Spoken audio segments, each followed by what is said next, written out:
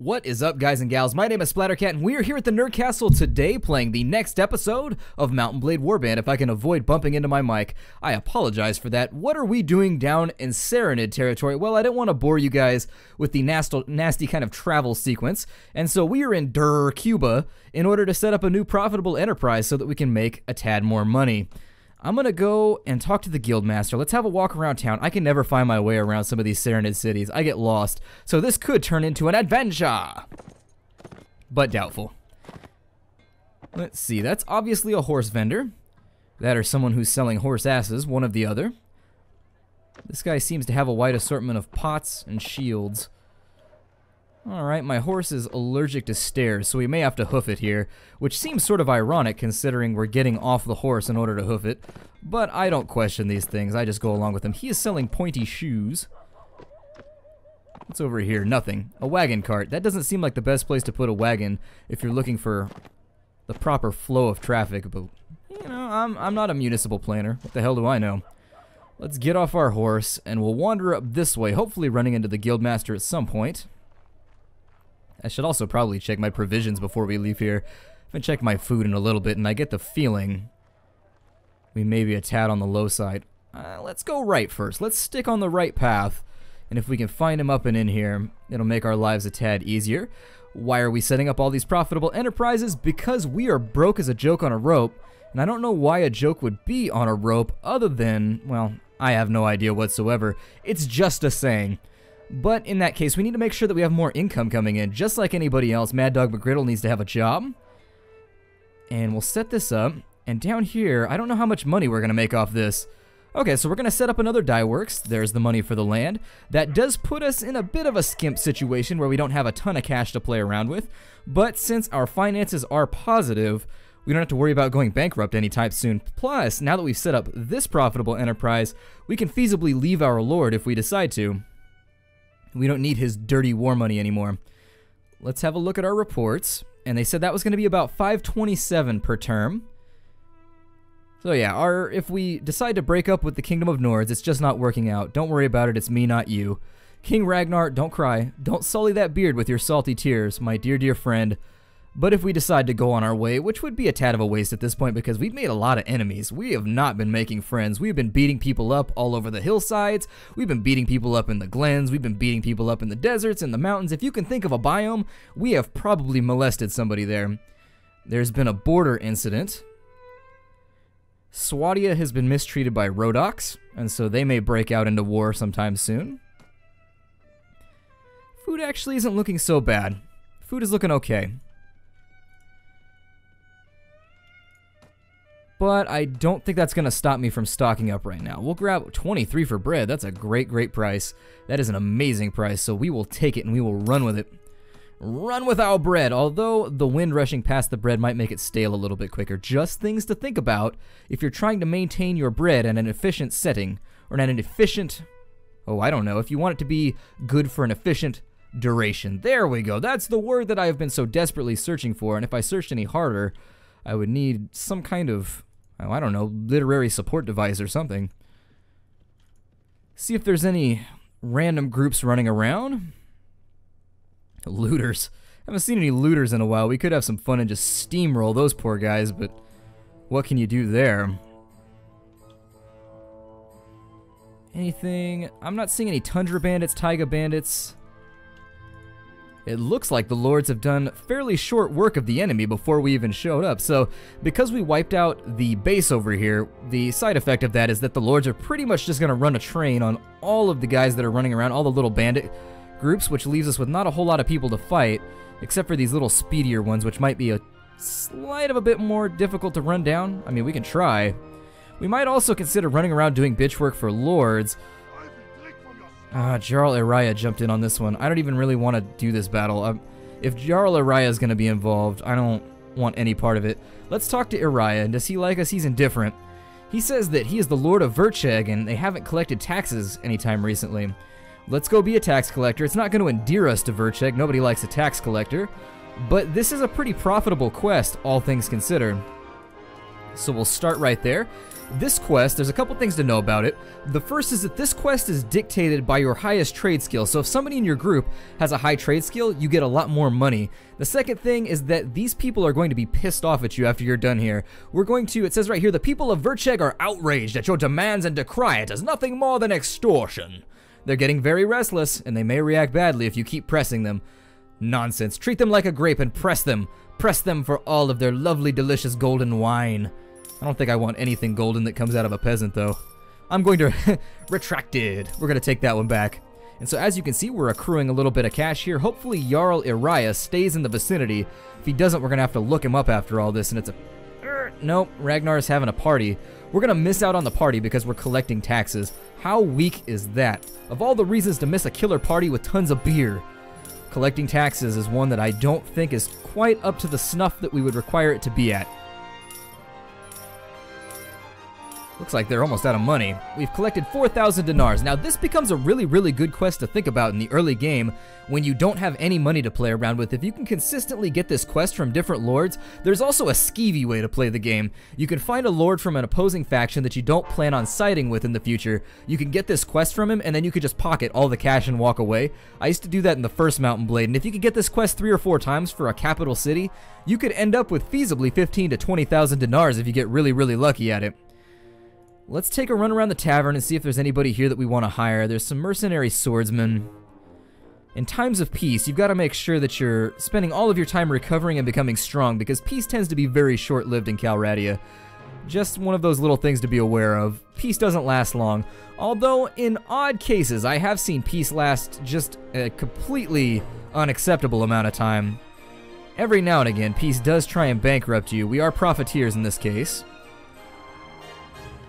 I think Sargoth is where the party was at. Let's see if we can get ourselves involved with a tourney of some sort. And also find Iriah. Yeah, we've got a tourney kicking off right here. I don't want to spend Iriah's money on the tournament. And since we're so low on cash, I'm going to give him the money first. So there it is. And he's going to allow us to keep 1,000 dinars, rounding up very generously. But I don't like to be rapacious. I love that word. Rapacious is a great word. If you're ever talking to somebody and they have a theory that's really just terrible and you don't like it and you want to make them feel foolish and you want to be totally, totally pretentious, just be like, I find your theory to be pedantic and rapacious. And then put on your monocle and stroke your mustache. Let's join the tournament. We're going to place a bet on ourselves. And for 100 bet, they've pretty much got us pegged as the winner already. So for 100 dinar bet, we're only going to make 400 silver. Which, if you remember correctly, in previous tournaments we were making almost, I think it was probably about 2,000 from this first round, so it definitely diminishes as you get better at kicking the asses. Oh, I just got hit in the face. None in the face. That's against the rules of Lady Combat. None in the face.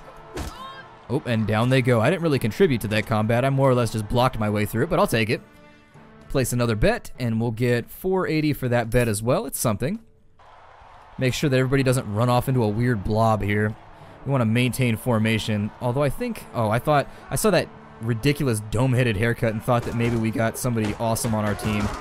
But I was wrong. Let's get in here and cleave these... Oh, surprise axe. Typically, axes are not the best surprise weapon, but it worked out there. I guess lumberjacks might be surprised by an axe attack every now and again. But other people, an axe is not where you expect an assault to come from. We're going to continue betting on through. And it's... Oh no, everybody over here. No, no, no, no, no. We don't want to split our forces. We have Harold on our side and Dirajun, so we should be okay. And just slashy, slashy, slashy. I'd say slashy, slashy, stabby, stabby to mix it up a tad, but you can't really... I guess we can chop. There we go. Slashy, slashy, choppy, choppy.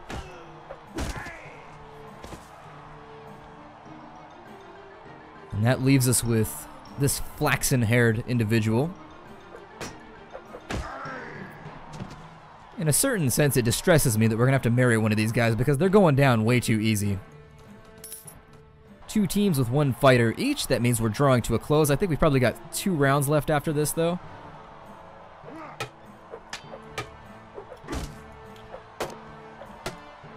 And...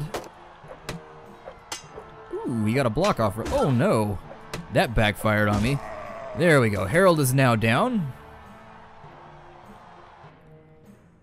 Oh, there's 2 more rounds left. I guessed properly. Alright then. I think that's... Oh, that's King Ragnar. Alright. Well, let's beat the king to death, although allowing the king to win is kind of like letting a Wookiee win when you're playing whatever the hell that chess game is. I forget what it is.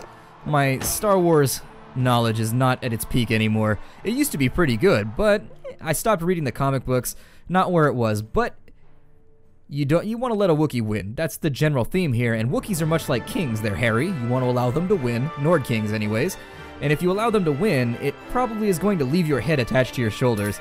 Let's be in this final round and see if we can get this one squared away in a manner that befits us.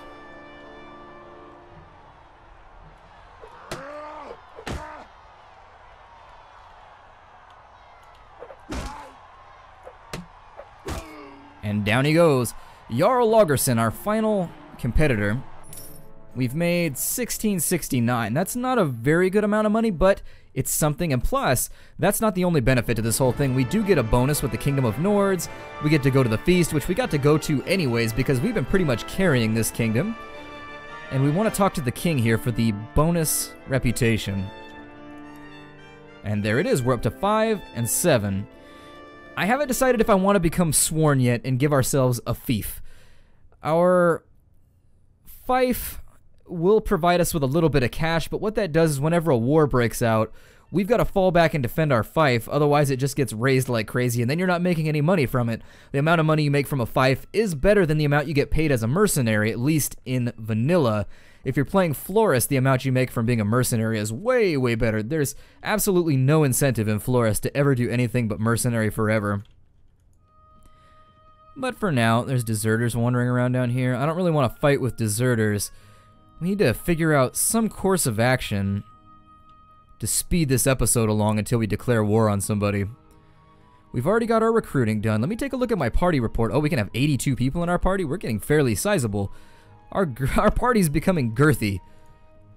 And not just because it's excited. Let's spin back up to the north. We'll see if there's any raiders around. We'll kill them off. We'll make a tad more cash.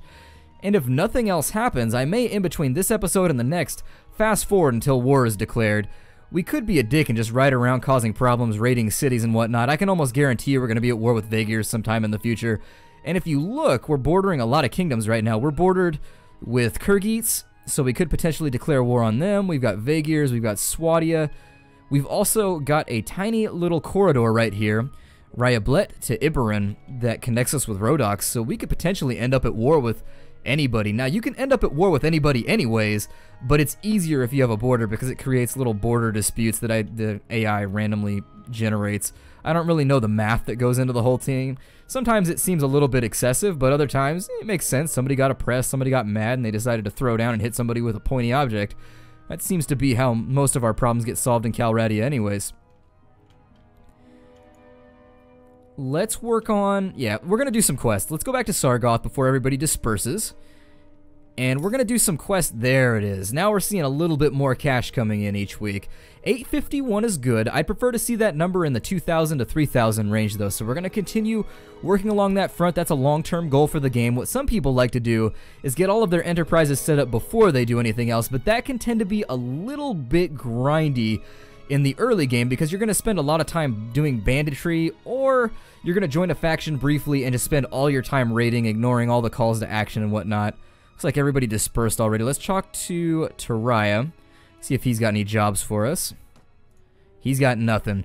At this point, I want to start making friends in our faction. I didn't finish my entire thought right there, so our strategy at the moment, since nothing is going on in the kingdom, we want to make friends with as many people as possible. That keeps us out of trouble when it comes to random beefs in between.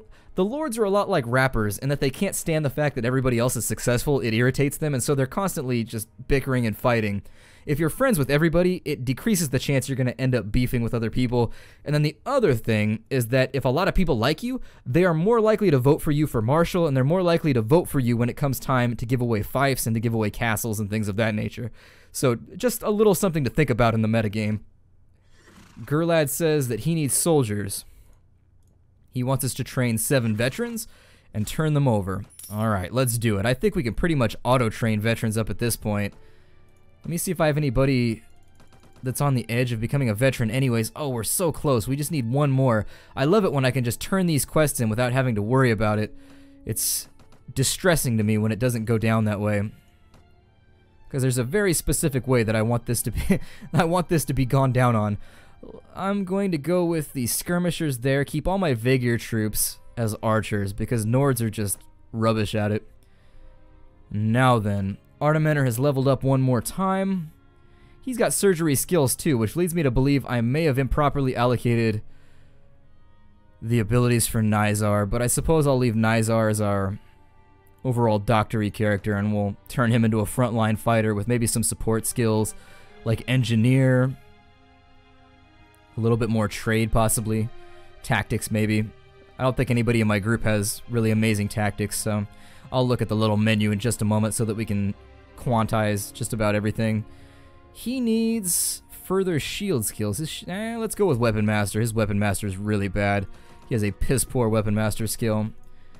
So here, we've got Beheshter doing spotting, pathfinding, looting. He's doing that. Surgeries on Nizar. We'll give him wound treatment as well so that people can get back into the fight a little bit quicker when we need them to. And let's hope that our auto train works in our favor. We'll talk to Aiden too. He doesn't have any jobs for us. The other thing is you want to do this reputation grind early rather than later because once you become a lord, the lords don't give you quests anymore. They don't think it's fit for your status and your position within their society. They give jobs to peasants and serfs. They don't give jobs to other lords. I do want to hire some more hired blades. Hired blades are really good. I like them a lot. They also look cool and they come with fancy helmets. And if there's one thing you should know about me here at the Nerd Castle, having fancy helmets, pretty cool. It's one of those things that I can get behind. I can always get behind having fancy helmets. We will leave and let's talk to, oh, Gerlad we already talked to. Let's talk to Olaf. Nothing. So it seems like we're about tapped out. Did we upgrade anybody that I want to upgrade? No! Our recruits have leveled up. Let's kill off some of these Sea Raiders then because we are going to have to engage in combat in order to finish the level up. We're going to renew the contract for now simply because in times of peace you need to be able to generate some cash. And this will... Look at this terrain. This terrain is... It is hideous. I guess we'll move archers up this hill here. And infantry who was running off into the distance. I could have given the follow order. We'll put them down in this little divot. And that's a really good spot to get defilade from enemy fire. So we'll leave them right here so that the enemy has to come up over the berm to fight.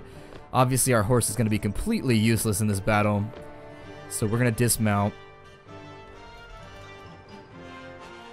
Archers, I'm going to see if I can work them a little bit higher up the hill. It looks like our lines are coagulating a tad. They're sort of blending in a way that I don't like. Where's that fire coming from?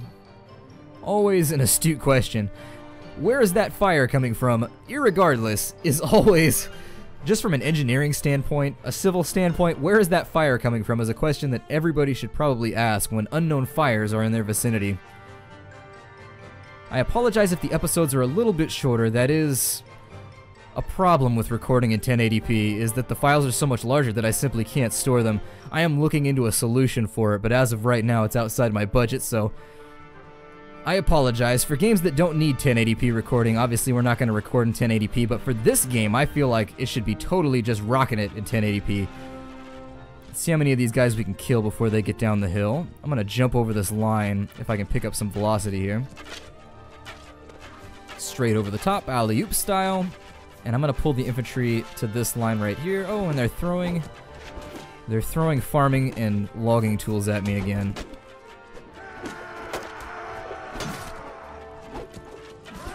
Alright, so we'll give the infantry the order to charge so that we don't fall too far behind, because they are going to rout fairly shortly.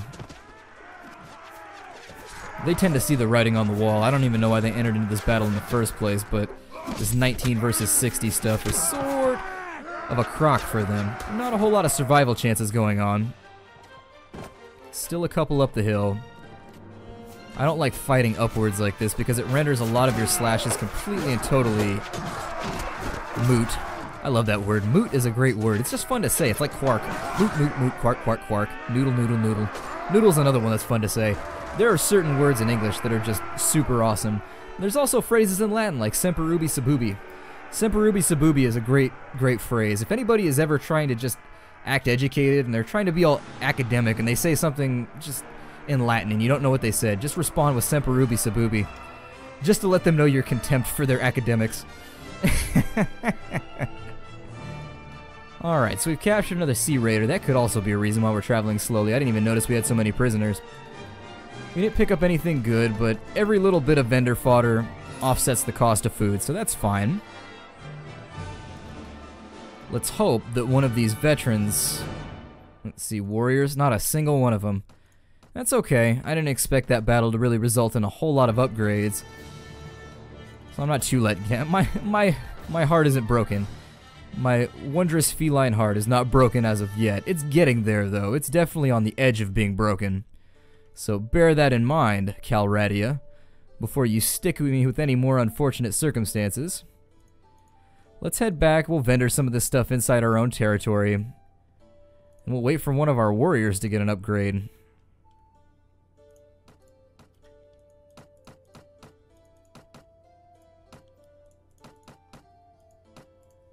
I didn't want to sell my food. Selling my food's probably a terrible way to go about this.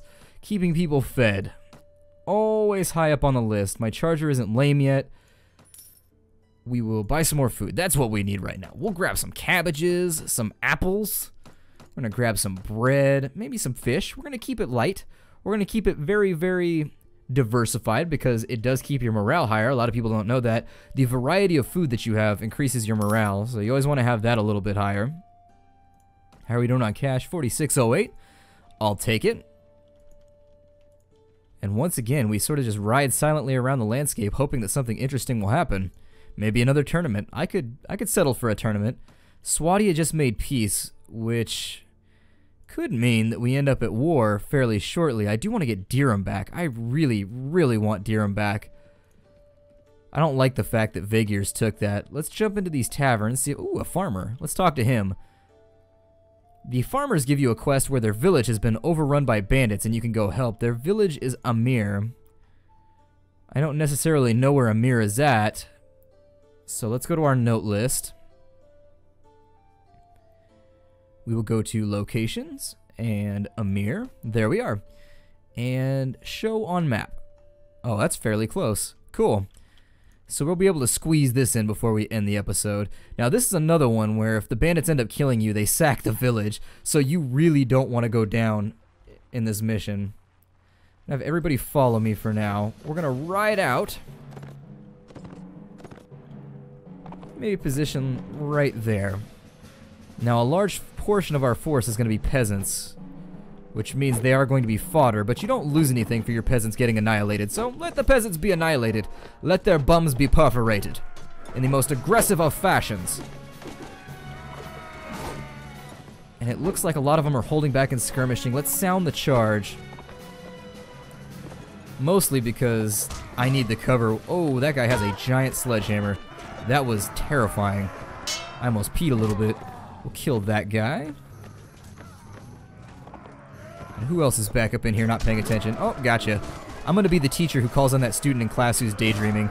It's like, hey, what are you doing right now? You paying attention? That's essentially my role in this combat, is just to remind these guys, you can't turn around in combat. Don't leave your back exposed. He's now down. Where's everybody else hiding at? I know there's probably guys caught up on these walls or hidden back behind some of these buildings. Nada. The battle is over, it's all won, and they will give you some of their things from their village to make a little bit of cash. You can refuse it to get honor rating, but I'm going to take it as my just due. I always regret that decision. There's nothing here. They have nothing to offer me. I wish that it did have a default saying they have nothing to offer me, so that I don't end up getting hosed like this, and you'd think I'd learn my lesson, but I never do. Lessons don't get learned at the Nerd Castle. They just get put on a piece of paper for later and forgotten about. I'm going to break off the episode here. because my hard drive is blinking at me, as always. I'll see you guys tomorrow. I hope you've been enjoying the series. I'm still having a lot of fun with Mount & Blade. That could be part of the fact that I haven't played a video game in over a week now, and this is all a great fun recording session for me where I'm just slashing things to death and spraying blood everywhere and be like, whee! And having all kinds of post-school fun. I hope things are going well for you and yours during this holiday season, and I look forward to seeing you all later. Take care, guys, and I'll see you tomorrow.